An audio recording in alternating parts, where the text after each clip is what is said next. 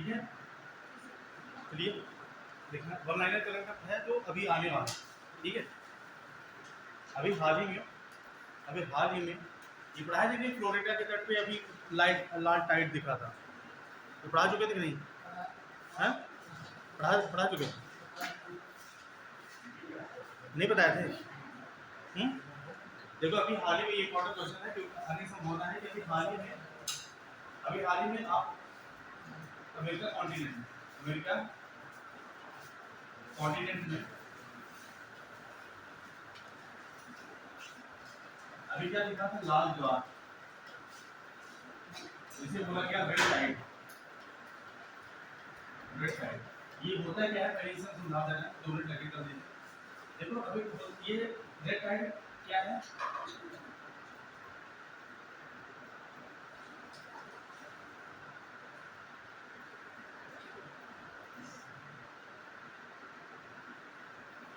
ये आपका क्या है? Florida coast of Florida. और इधर कौन सा सी है? ये आपका गल्फ ऑफ मैक्सिको है। ये आपका क्या है? कैरिबियन सी है। ये कैरिबियन सी है।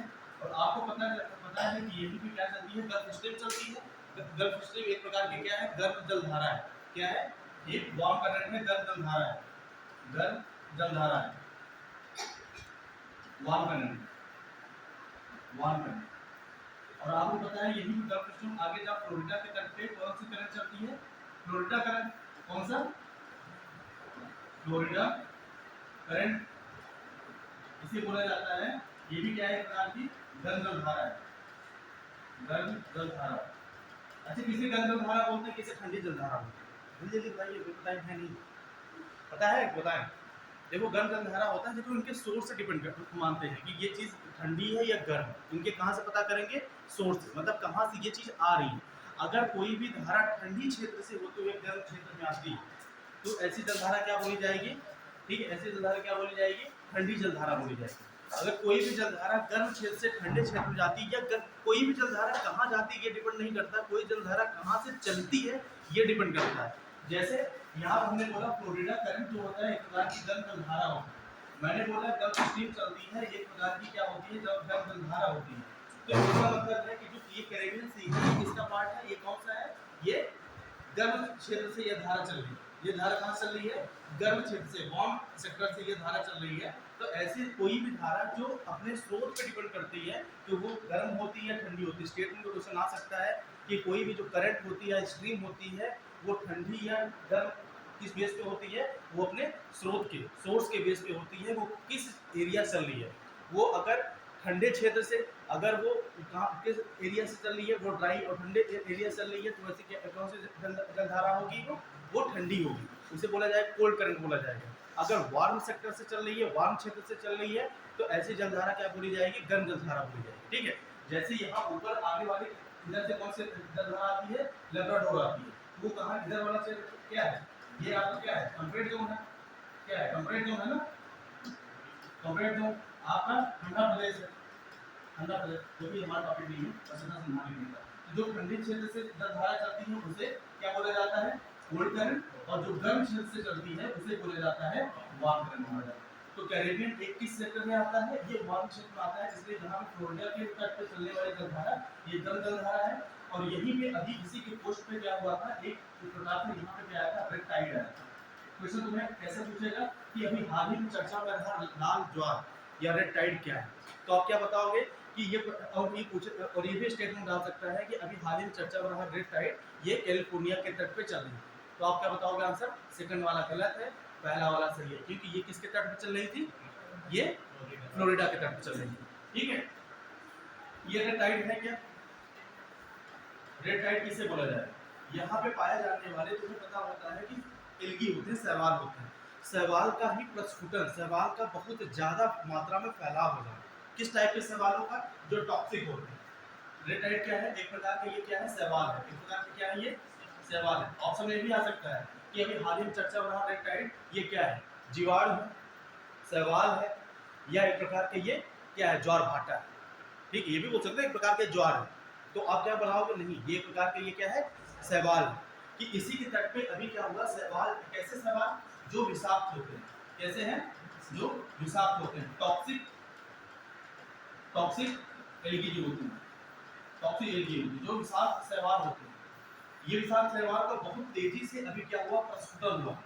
प्रस्फुटन मतलब बहुत तेजी से इनका क्या हुआ, फैला हुआ है, बहुत तेजी से इनका क्या होता है, स्प्रेड, बहुत तेजी से स्प्रेड हुए, फैले हुए हैं, ठीक है।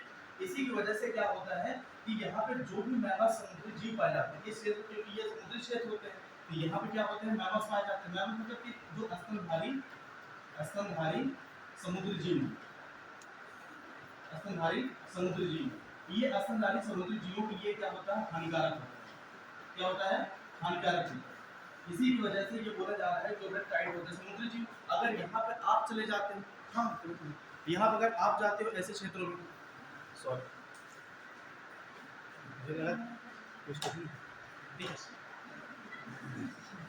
अब इस फ्लो में मुझे नहीं पता चला ना, इस फ्लो में, सॉरी मैम, इसका मतलब क्या होता है कि ये जो समुद्री जीव होते हैं, स्तनधारी जो जीव होते हैं, जो मैमल्स बोलते हैं, और अगर आप भी ऐसे क्षेत्रों में जब चले जाते हो तो क्या होता है कि आपके हाथों पर रेसेस आ जाते हैं, स्किन डिसीज हो जाती है, आंखों में जलन पड़ने लगती है।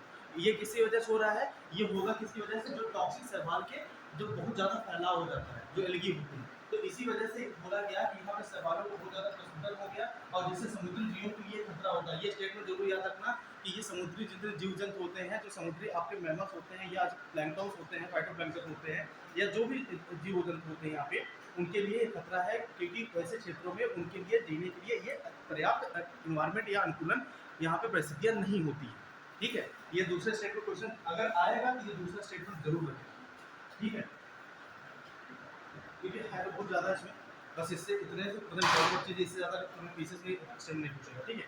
आगे चलिए, अभी हाल ही में उत्तर प्रदेश का पहला ईट राइट स्टेशन डिक्लेयर किया गया। हाल ही में उत्तर प्रदेश का पहला eat right station, eat right station declare किया गया। इसका पहले आप ये समझिए ईट राइट स्टेशन होता क्या है, ईट राइट स्टेशन है क्या। अगर आपसे पूछा गया कि ईट राइट स्टेशन डिक्लेयर किया गया, तो आपसे ये पूछा जा सकता है कि ईट राइट स्टेशन है क्या। ईट राइट स्टेशन ये होता है कि कोई भी ऐसा क्षेत्र या कोई भी, अगर यहाँ स्टेशन की बात की जाए तो स्टेशन की बात करते हैं, कोई भी ऐसा स्टेशन पूरे इंडिया का वो ईट राइट डिक्लेयर किया जाता है, ईट राइट डिक्लेयर किया जाता है कि इसे बोला जाता है खाने योग्य, खाने योग्य, जहाँ पे फूड की क्वालिटी क्या हो, कुछ हो, जहाँ पे क्या होता है खाद्य गुणवत्ता क्या हो, कुछ हो, खाद्य गुणवत्ता हिसाब से वो स्टेशन क्या हो, वहाँ कुछ हो, कोई भी वहाँ पे टॉक्सिकेंट्स, जो टॉक्सिकेंट्स होते हैं, कोई भी विषाक्त चीजों का उसमें मिलावटी नहीं हो, विषाक्त ना हो, विषाक्त ना हो, मतलब उसमें कोई भी टॉक्सिकेंट्स पदार्थ न मिले हो, वो खाद्य के लिए कुछ क्वालिटी का हो, और उनका क्या हो, मानकीकरण, मानकीकरण मतलब उनका स्टैंडर्डाइजेशन, उनका मानकीकरण। ऐसे ऐसे स्टेशनों पे अगर कोई भी आपको वहाँ पर खाद्य उपलब्ध होते हैं, जो वहाँ वेंडर्स होते हैं, देखते हो ना कि वहाँ पे वेंडर्स लगे होते हैं एक लाइन से, तो वहाँ पे जो भी सामान आपको पाया जाएगा वो क्या होगा, फसाई के द्वारा वो अप्रूव्ड होगा। फसाई के द्वारा अप्रूव्ड वही सामान होता है कि जो आपके खाने योग्य होता है, जो जिसमें टॉक्सिकेंट पदार्थ नहीं होते हैं, जो आपको हानिकारक पहुँचाए, और उनकी गुणवत्ता हमेशा उच्च होती है। ऐसे स्टेशनों को क्या बोला जाता है, ईट राइट स्टेशन डिक्लेयर किया जाता है। अब किसके द्वारा ईट राइट डिक्लेयर किया जाता है, ये फसाई के द्वारा।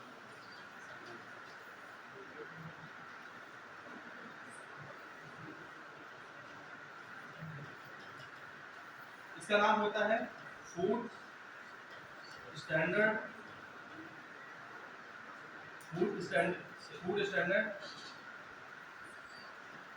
Safety, sorry food safety standard है, food safety standard authority of India. ये जो food safety standard authority of India की स्थापना की गई थी,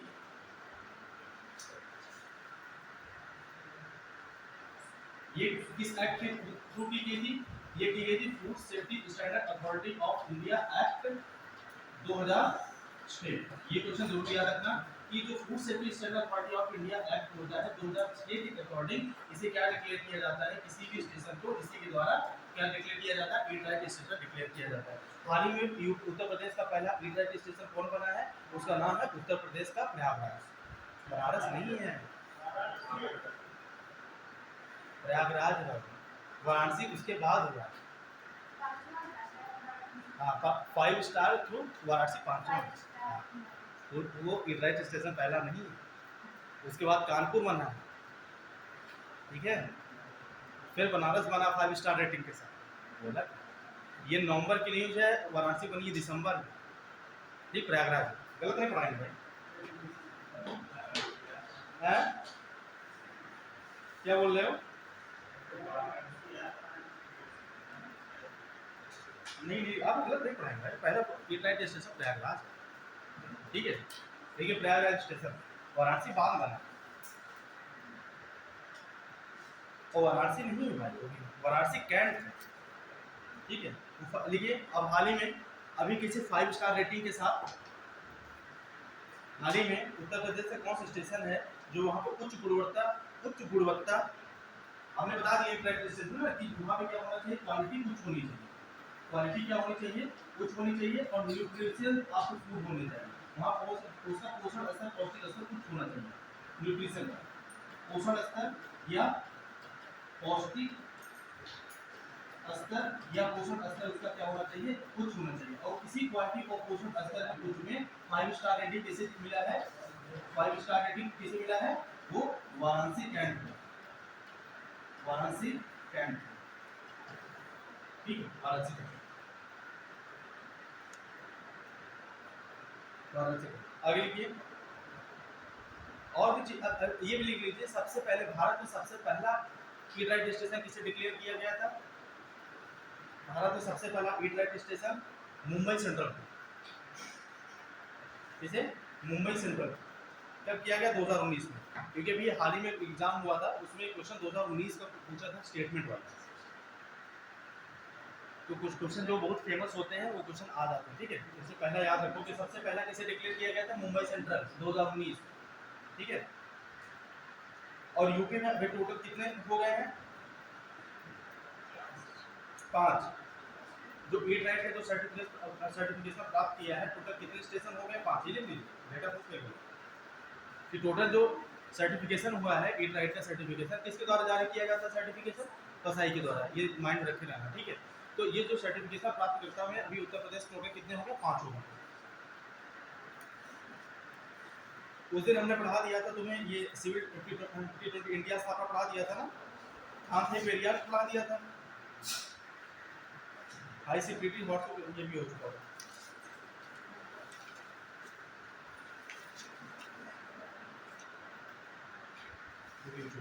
ठीक है, आपको क्या पढ़ा रहा है? तो उसे निपुण पढ़ाया था ना, लिखिए निपुण योजना शायद पढ़ा दिए थे, नहीं पढ़ाया था?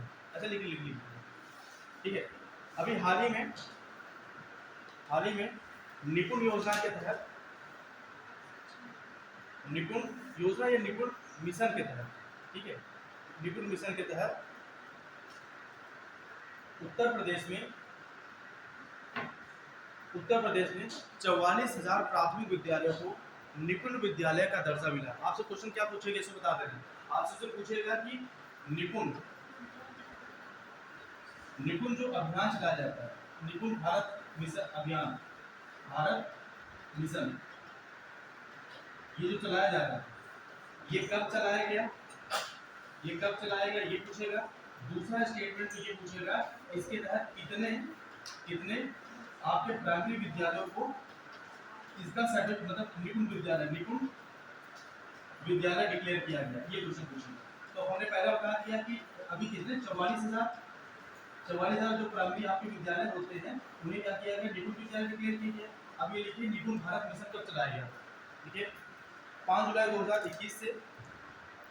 2021 से निपुण भारत मिशन चलाया जा रहा है। निपुण भारत मिशन कब चलाया जा रहा है? 5 जुलाई 2021 से निपुण भारत मिशन चलाया जा रहा है। और ये कब तक चलाया जाएगा? 2025-26 तक। कब तक चलाया जाएगा? 2025-26 तक चलाया जाएगा। निपुण भारत अभियान 5 जुलाई 2021 से शुरुआत हुई है, ये पता चलाया जाएगा 2025-26 तक इसे चलाया जाएगा। ठीक है,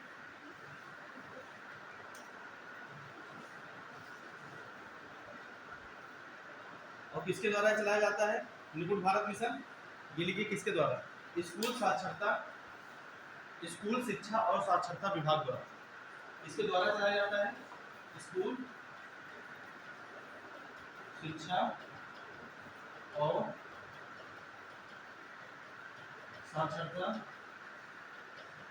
विभाग द्वारा।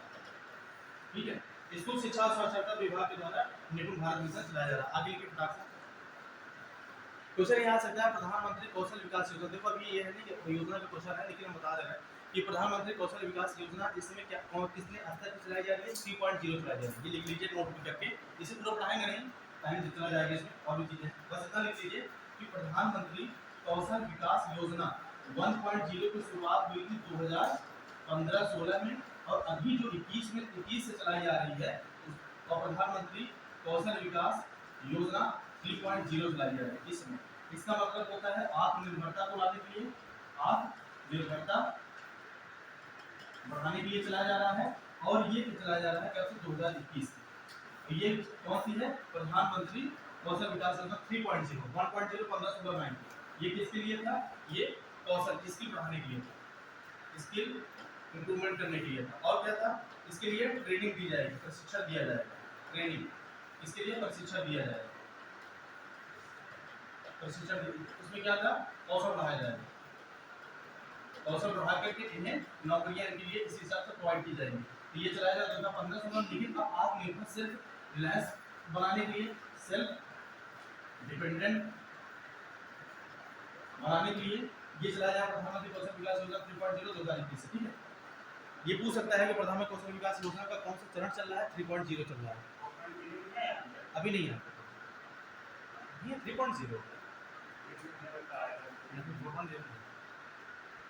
उसके मेन वेबसाइट पे हमने चेक किया, एक बार चेक कर लीजिएगा, क्योंकि मैंने उसके मेन जो वेबसाइट उसकी है प्रधानमंत्री कौशल विकास योजना, उसमें 3.0 ही है। क्योंकि देखो जो तुम बता रहे हो कि चीज़ हमारे साथ हुई, तो हमने भी चेक किया तो कहीं 4.0, लेकिन 4.0 कहीं लॉन्च डेट दिखाई नहीं रहा, तो फिर मैंने उसके साइट भी चेक किया। ठीक है, जैसे हमसे एक क्वेश्चन देखो, अभी एक क्वेश्चन क्या प्रॉब्लम आया कि जो चीज़ हमेशा तुम्हारी पत्रिका में होती है वो चीज़ सही होती है जरूरी नहीं है, क्योंकि अभी एक ऐसा सेक्टर था जिसे यूनेस्को में शामिल किया गया था बिहार का ना, ये हर घटनासार दृष्टि सब में ये चल रहा है। लेकिन जब एग्जाम में क्वेश्चन लड़के करके आए हैं, उसे सही करके आए हैं, तो उसका जो स्टेटमेंट आया है पता है बिहार का क्या है? कि ये रूमर्स था, इसे फैलाया गया है, ये भी शामिल नहीं है। ये आप हंस रहे हो ना, ये आप ऑफिशियली उठा के जाके चेक करिएगा, ये सीधा उसका आंसर टीम अपने आगे मेंशन करके दिया है कि ये रूमर्स था, इसे फैलाया गया था, अभी शामिल नहीं हुआ। इसलिए बोले ना कुछ चीज़ें देखो तो ऐसा लगता हो रही कि उसे मेन क्या होता है, उससे साइड चेक कर लो, तो उसके साइड पे 4.0 हमें नहीं मिला, तो इसलिए हम उसे भी टच नहीं किया। ठीक है, तो अगर उसके साइड पे होता तो मैं बोल देता। आगे चलिए, अभी हाल ही में मेगा टेक्सटाइल पार्क की स्थापना की जा रही है हरदोई में। ये इंपॉर्टेंट क्वेश्चन है, मेगा टेक्सटाइल पार्क की स्थापना की जा रही है हरदोई में। Mega textile park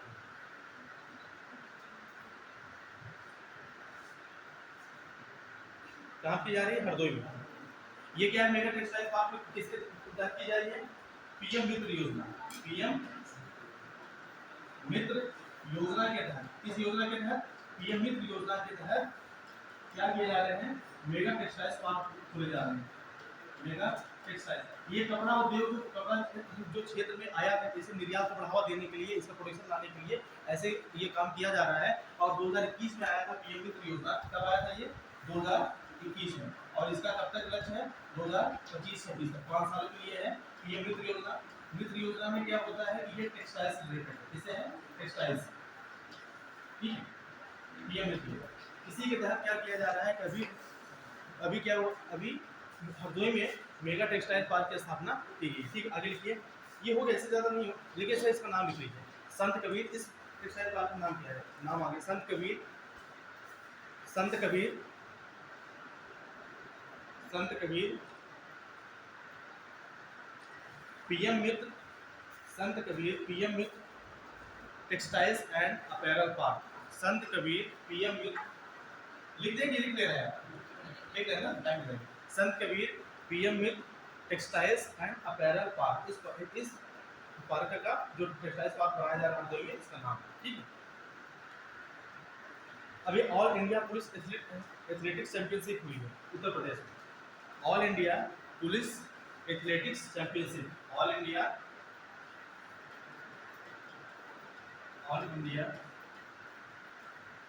police athletics championship, ये कहाँ हुई है? लखनऊ में। कहाँ हुई है? उत्तर प्रदेश के लखनऊ में आयोजित हुई है all India police athletics championship, ठीक है। इसमें ज्यादा क्वेश्चन नहीं पूछेगा, पूछेगा सीधा ऑल इंडिया एथलेटिक्स चैंपियनशिप कहाँ पे आयोजित की गई है? ये लखनऊ में आयोजित की गई है। और दूसरा पूछेगा इसमें किसे प्रथम स्थान मिला है, तो समग्र रैंकिंग में लिखिए किसे मिला है? CISF प्रथम स्थान कौन प्राप्त किया है समग्र रैंकिंग में? CISF।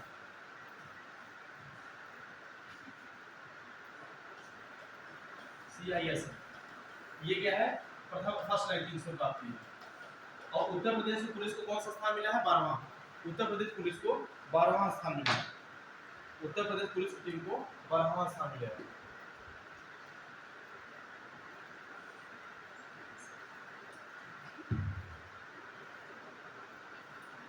ठीक है। और महिला वर्ग में, महिला टीम में किसे मिला है? CISF। देखो समग्र रैंकिंग में कौन है आपका? CISF है। लेकिन अगर इसमें कैटेगराइज कर दिया जाए तो फीमेल में अगर बात की जाए तो फीमेल पुलिस टीम होती है, इसमें भी कौन रही है? CISF रही है प्रथम स्थान। CISF प्रथम स्थान पर रही है, ठीक है। लिख लीजिए महिला वाले में कि महिला में कौन टीम सबसे आगे रही है? वो रही है CISF रही है। ओवरऑल CISF है। महिला इंपॉर्टेंट था, देखो उसमें पुरुष पूछेगा नहीं ज्यादा, पुरुष अगर चाहिए तो लिखवा देना है, लिखना है। पुरुष पूछता नहीं तो महिला ही पूछता है टारगेट करके। पुरुष में लिख लो, अच्छा पुरुष CRPF है। पुरुष में कौन आगे है? CRPF। मेल में CRPF को प्रथम स्थान मिला है। और टोटल में अगर देखा जाए फीमेल और मेल मिला करके तो CISF है। और फीमेल कौन है? CISF पहला स्थान, और मेल में CRPF को पहला स्थान मिला है। इसमें इंपॉर्टेंट ये है कि अंतर, इसमें लिखिए सर्वश्रेष्ठ एथलीट का खिताब किसने जीता? इंपॉर्टेंट क्वेश्चन ये है। सर्वश्रेष्ठ एथलीट का खिताब कौन जीता? लिखिए मोहम्मद अनस याहिया। मोहम्मद अनस याहिया सर्वश्रेष्ठ एथलीट का खिताब कौन जीता है? एथलीट बना है मोहम्मद अनस याहिया। मोहम्मद अनस याहिया, ठीक है। आगे चलिए, बहुत तेज तो नहीं है ना, तो खत्म नहीं होगा नहीं तो बहुत। आगे लिखिए प्रधानमंत्री।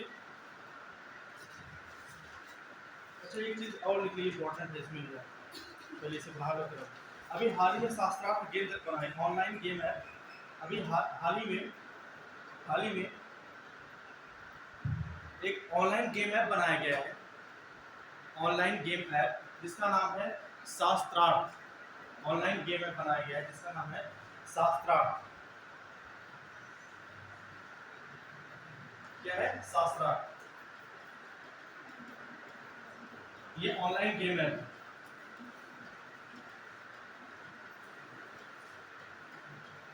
मतलब हो गया एप्लीकेशन, ठीक है। ऑनलाइन गेम एक एप्लीकेशन बनाया गया है शास्त्रार्थ। ये कैसे गेम, ये किस पे आधारित है? इसमें जो भी गेम होगा किस लैंग्वेज में होगा? ये संस्कृत भाषा में होगा। इसमें होगा संस्कृत भाषा में। और किसके द्वारा बनाया गया है? किस यूनिवर्सिटी के द्वारा? ECC, Ewing Christian college. Ewing Christian college इसमें डीम्ड यूनिवर्सिटी बन चुकी है। यूइंग क्रिश्चियन कॉलेज संस्कृत भाषा में ये है। और इसके द्वारा यूइंग क्रिश्चियन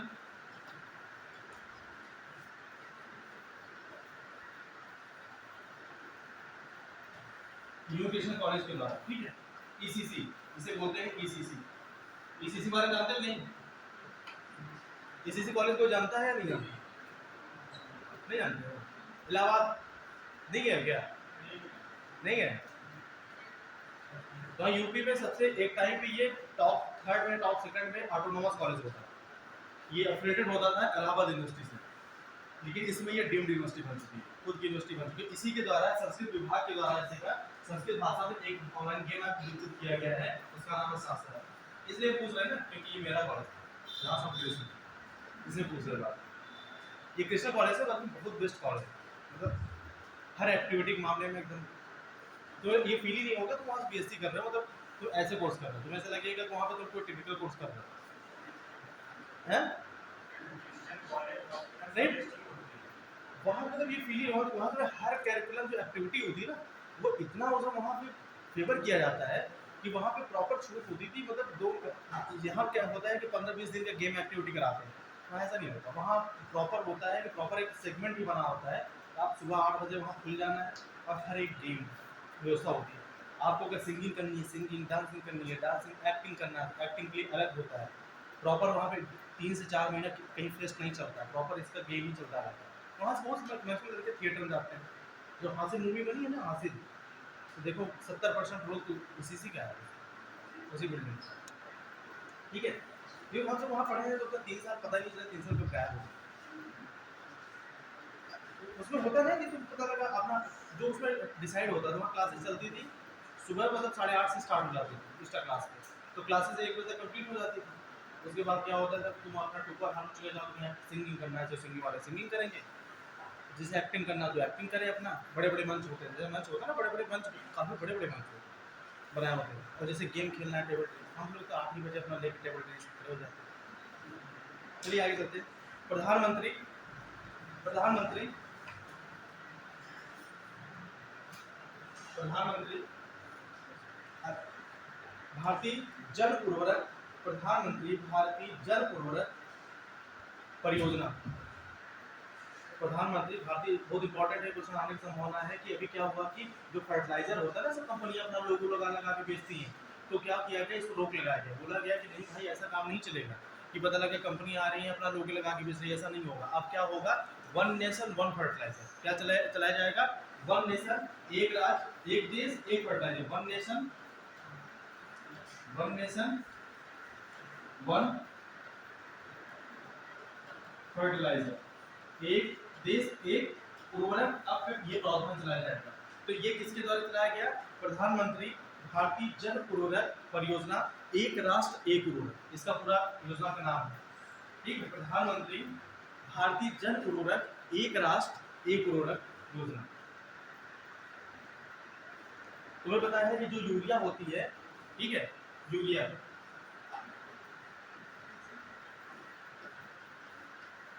यूरिया होती है, इस यूरिया पे आपके लागत अगर 80 से 90% लागत आता है, तो इससे आपसे लागत कितना लिया जाता है, 10 से 20% लागत लिया जाता है। और ये 80 से 90% लागत कौन वहन करता है, सब्सिडी के फॉर्म में गवर्नमेंट वहन करती है। कौन देता है, सब्सिडी के फॉर्म में गवर्नमेंट देती है। और इसका जो भी मूल्य निर्धारित होता है वो किसके द्वारा होता है, वो किसके द्वारा होता है, गवर्नमेंट के द्वारा होता है, सरकार के द्वारा निर्धारित होता है, तभी तो आपको 10-20% मिलता है और सब्सिडी इधर दे देती है। लेकिन इसी में एक होता है कि आपका जो पोटास होता है, MOP, muriate of potash, MOP, एक होता है क्या, डीएपी होता है, जो क्या होता है, डायमोनियम फास्फेट होता है ना, एक फास्फेट देखो आपके 3 टाइप के उर्वरक होते हैं, एक होता है क्या होता है, एनपीके वाला होता है, एनपीके, अरे भाई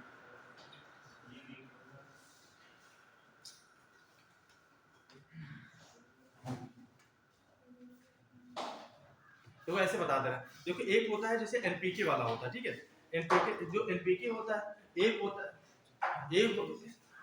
होता है कि आपका एमओपी होता है, म्यूरेट ऑफ पोटास, जो पोटास मतलब हो गया कि आपका पोटेशियम, ठीक है, उसे केस होता है पोटेशियम, तो उसी से जो भी आपको फर्टिलाइजर बनाए जाते हैं तो वो होता है पोटास, ठीक है। एक होता है फॉस्फेट, ये फॉस्फेट आधारित उर्वरक होते हैं, ये क्या होते हैं कि जो फास्फोरस होता है, फास्फोरस जो नीड होती है आपको इसमें ऐसे प्लांट को, तो उसके लिए डीएपी यूज होता है। और जैसे पोटास की जरूरत होती है, जहाँ पोटास की कमी होती है उसके लिए पोटास जरूरत चाहिए होता है। और एक होता है एनपीके, जिसमें तीनों को बैलेंसिंग 4:1 के हिसाब से होना चाहिए, तो जिसमें नाइट्रोजन भी होना चाहिए, फास्फोरस भी होना चाहिए और पोटास भी होना चाहिए। तो इस टाइप के जो उर्वरक अभी तक सेल किए जाते थे, तो कंपनियां क्या करती थी, अपना ब्रांड लगा के उनकी सेल करती थी। और इनका निर्धारण लेकिन कौन करता था, गवर्नमेंट करती थी। इसमें सिर्फ यूरिया का निर्धारण गवर्नमेंट करती थी और सबका निर्धारण गवर्नमेंट नहीं करती थी, कंपनी डिसाइड करती थी। जैसे तुम देखो कि मार्केट में डीएपी और पोटास महंगा मिलता होगा, मार्केट में लेने जाते हो यूरिया सस्ता मिलता है जो सोसाइटी मिलता है। सोसाइटी में होता है ना कि यूरिया इतनी यूरिया मतलब इस हेक्टेयर के लिए देने के लिए मानक होता है कितना यूरिया मिलेगी, 2 बोरी 3 बोरी, हाँ तो ये होता है। तो ब्लैक में लेते हो तो पता है 1000 पार कर जाती है, 800-900 मिलता है। वैसे 350 400 कितने का आता है, 350 400 आता है ना। तो उसमें क्या होता है सब्सिडी देती है, लेकिन जो आपकी डीएपी होती है और पोटास होता है इसमें सब्सिडी नहीं देती थी सरकार। अब क्या होता है कि अब ये बोला गया है कि जिसमें सब्सिडी देती हो जिसमें न देती हो, दोनों में अब क्या होगा कि भारत का लोगो 1/3 पे पूरा क्या होगा कि उनका खाली ब्रांडिंग होगी और 2/3 पूरे एरिया पे उसके बोरी पे किसका नाम लिखा होगा, वो भारत का नाम लिखा होगा। जैसे भारत अब क्या होगा, देख लो ये स्टेटमेंट क्वेश्चन आ सकता है, Bharat DAP, Bharat NPK, Bharat MOP, Bharat urea. अगर कोई भी चीज लिखा आएगा तो उसका लोगो क्या होगा, सिर्फ नाम क्या होगा, उसको आगे सब भारत ऐड हो जाएगा। क्योंकि ये योजना चलाई जा रही है कि एक देश एक रूल, और सारे के जो गुणवत्ता होगी सारे कंपनियों की, वो क्या किया गया, लेवलाइज किया गया, एक स्टैंडर्ड लेवल पे ला करके लकीर खींच दी गई कि सारे के सारे जितना भी उसकी जो क्वालिटी होगी वो क्या होगी, सब बराबर होगी पूरे देश में। ये नहीं कि राज्य पता लगा पैसा वहन नहीं कर रहा है तो उसकी क्वालिटी डाउन कर, नहीं, वो क्वालिटी सब एक होगी और पूरे भारत में एक चलेगी। ठीक है, तो यही है आपका प्रधानमंत्री भारतीय जन उर्वरक योजना, एक देश एक राष्ट्र। ठीक है, ये कब से चालू किया गया है ये लिख लीजिए, 17 अक्टूबर 2022 से, 17 अक्टूबर 2022 से।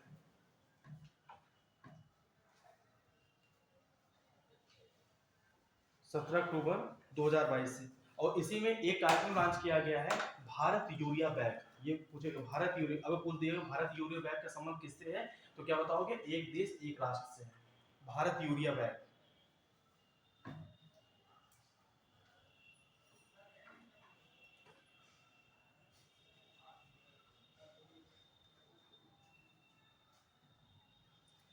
ठीक है, आगे चलिए। स्टैचू ऑफ प्रॉस्पेरिटी का संबंध किससे है, स्टैचू ऑफ प्रॉस्पेरिटी, ठीक है, कैंपा गोड़ा, स्टैचू ऑफ प्रॉस्पेरिटी लिखने है नहीं, कैसे लिखेंगे, कैंपा गोड़ा प्रथम, इसका है कैंपा गोड़ा प्रथम। कैंपा गोड़ा हवाई अड्डा है ना, कहाँ पे है, बंगलुरु की स्थापना कौन किया था, कैंपा गोड़ा, इसलिए उन्हीं के नाम पे हवाई अड्डा है। और अभी स्टैचू ऑफ प्रॉस्पेरिटी उन्हीं के नाम पे बनाई जा रही है, कैंपा गोड़ा प्रथम संबंध। ठीक है, ये एक प्रकार के सामंतवादी, ये 16वीं शताब्दी के सामंतवादी शासक थे। ये क्या थे, 16वीं शताब्दी के सामंतवादी शासक थे। हिस्ट्री पढ़ लिया होगा ना सामंतवाद क्या होता है।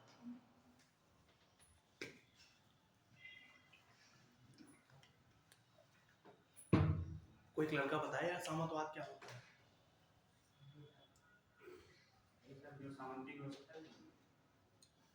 हम पूछ रहे हैं सामंतवाद होता है जो, अच्छा सामंती व्यवस्था क्या है, इसमें एक वर्ड आया ना 16वीं शताब्दी के सामंतवादी शासक थे, तो सामंतवाद व्यवस्था क्या है, सामंती व्यवस्था थी तो उसी फ्लो मतलब जो शासक थोड़े क्षेत्र में शासक कर दिए जाते थे, जो मेन केंद्र में होता था वो मेन होता था और शासन बांट दिया जाता था थोड़े क्षेत्र का प्रशासनिक।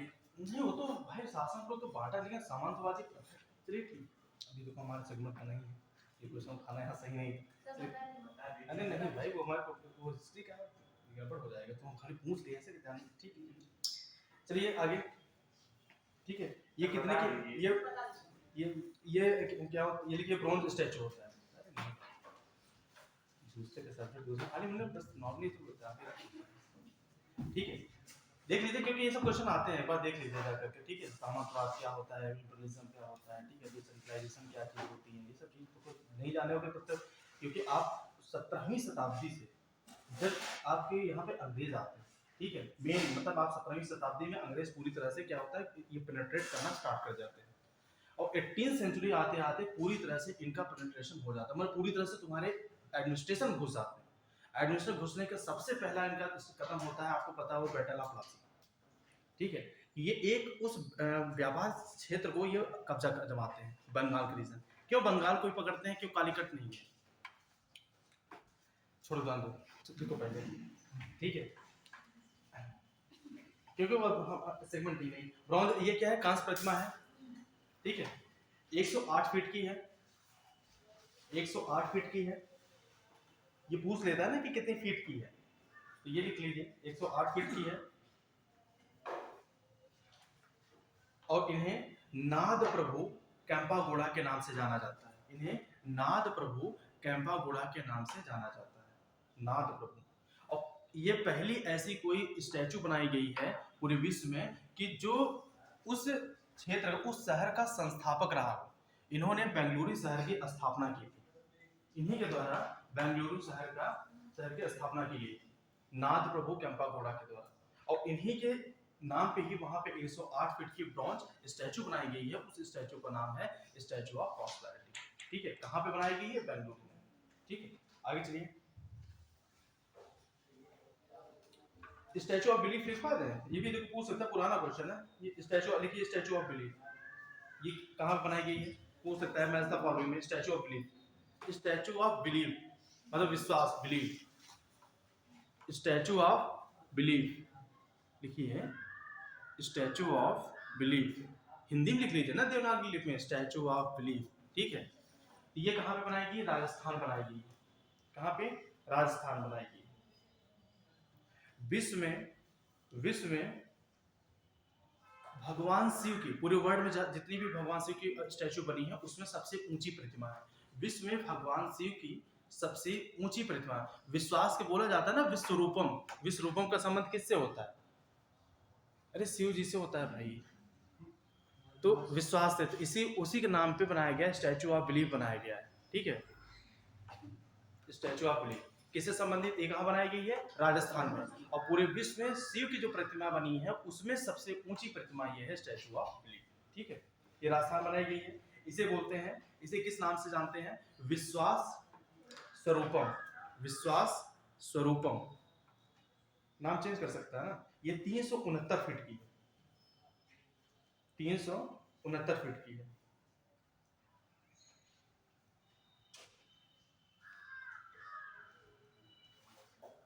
अभी हाल ही में हो गया, अब अभी 2-3 और हैं, लेकिन अगला करंट क्लास चलेगी तो उसमें हम पूरा को करवा देंगे, ठीक है। अभी मेन रिकॉर्डर पढ़ा दें। अभी हाल में आम आदमी पार्टी को, नेशनल पार्टी डिक्लेयर किया गया है। हाल ही में आम आदमी पार्टी को नेशनल पार्टी डिक्लेयर किया गया है। 90 नहीं, ये सब पढ़ाने का, ठीक है। हाल ही आम आदमी पार्टी को राष्ट्रीय पार्टी का दर्जा मिला है। किस आधार पर राष्ट्रीय पार्टी का दर्जा मिला है इसे, अब देखो क्वेश्चन पूछेगा क्या तुमसे स्टेटमेंट में। सबसे पहला स्टेटमेंट होगा कि भाई हाल ही में आम आदमी पार्टी को क्या बोला गया है कि नेशनल राष्ट्रीय पार्टी का दर्जा प्राप्त हुआ है। ये किस आधार पे से मिला है। दूसरा स्टेटमेंट क्या होगा कि कोई भी पार्टी नेशनल पार्टी बनती है तो उसके कुछ बेस होते हैं ना, कुछ कंडीशन होती है, कुछ शर्तें होती है। वो शर्तें क्या होती है, उसी हिसाब से बना होगा। तो वो कौन सी शर्तें थी, किस हिसाब से बना है। शर्तें तो कई हैं, 3 शर्तें हैं, लेकिन ये किस हिसाब से बना है कि कम, हाँ, कम से कम क्या होना चाहिए कि 4 राज्यों में राज्य स्तरीय पार्टी का दर्जा प्राप्त होना चाहिए, ठीक है। ये इसी आधार पर, वैसे तो 3 पॉइंट होते हैं इसके होने के, उनमें तीनों में से कोई एक अगर फॉलो करता है तो नेशनल पार्टी बन जाती है। तो ये किस आधार पर बनी है कि इसे 4 राज्यों में राज्य स्तरीय पार्टी का दर्जा प्राप्त है। कौन कौन से राज्य है, पंजाब, दिल्ली और गोवा और गुजरात। लास्ट वाला कौन सा है, गुजरात। इसे ये 4 राज्य याद रखना, पंजाब, दिल्ली, गोवा, गुजरात। इन 4, अभी गुजरात के इलेक्शन में ये क्या हुआ कि वहां पे राज्य स्तरीय पार्टी का दर्जा प्राप्त की, तो इसे क्या डिक्लेयर कर दिया गया, इसे नेशनल पार्टी का दर्जा दे दिया गया। अब ये तुरंत ये भी पूछ सकता है, जैसे पिछले वाले 2021 में क्वेश्चन आया था मैच द फॉलोइंग में कि कम्युनिस्ट पार्टी मार्क्सिस्ट कब बनी थी, कब सपा बनी थी, कब बहुजन समाजवादी पार्टी बनी थी। तो ये लिख लीजिए इसका आगे कि ये बनी कब है। ये बनी है 2012 में। अब यही भी लिख लीजिए और पार्टियों के नाम, वो कब बनी। जैसे बहुजन समाजवादी पार्टी 84 में, बीएसपी बनी है 84 में, क्योंकि पूछ सकता है ना कि भाई पट्टे से क्वेश्चन आ जाए क्या मतलब है। 1984 में। सपा बनी है 1992 में, समाजवादी पार्टी बनी है 1992 में, बहुजन समाजवादी पार्टी बनी 1984 में, ये बनी है 2012 में। और तीन पार्टियों को, तीन जो राज्य स्तरीय जो दल थे उन्हें जो नेशनल पार्टी का दर्जा प्राप्त था उन्हें हटा दिया गया। उसमें लिखिए कौन कौन से। एक है Akhil Bharatiya Trinamool Congress, Akhil Bharatiya Trinamool Congress AITMC, all India Trinamool Congress AITMC। एक है, आगे लिखिए CPI, communist Party of India. इसी से अलग होकर के तुम्हारा communist Party of India Marxist बनी थी ना। सर ये जो तृणमूल वाली है कांग्रेस बंगाल में वो मतलब कैसी सरकार है? हाँ हाँ यही है, इन्हें हटा दिया गया, इन तीनों को हटा दिया गया है, राष्ट्रीय स्तर का दर्जा प्राप्त है, इन्हें हटा दिया गया। और ध्यान देना, समाजवादी पार्टी कभी भी नेशनल पार्टी नहीं बनी, कभी भी नहीं बनी, लेकिन बहुजन समाजवादी नेशनल पार्टी है। जैसे ये क्वेश्चन आ सकता है, अगर उसने बोला समाजवादी पार्टी कभी नेशनल पार्टी, कभी कोई डेट दे दिया तो ये माइंड रखना कभी बनी है, राष्ट्रीय स्तर का दर्जा कभी नहीं प्राप्त हुआ उसे, ठीक है। 1952 बनी थी। आगे लिखिए ऑल इंडिया तृणमूल कांग्रेस।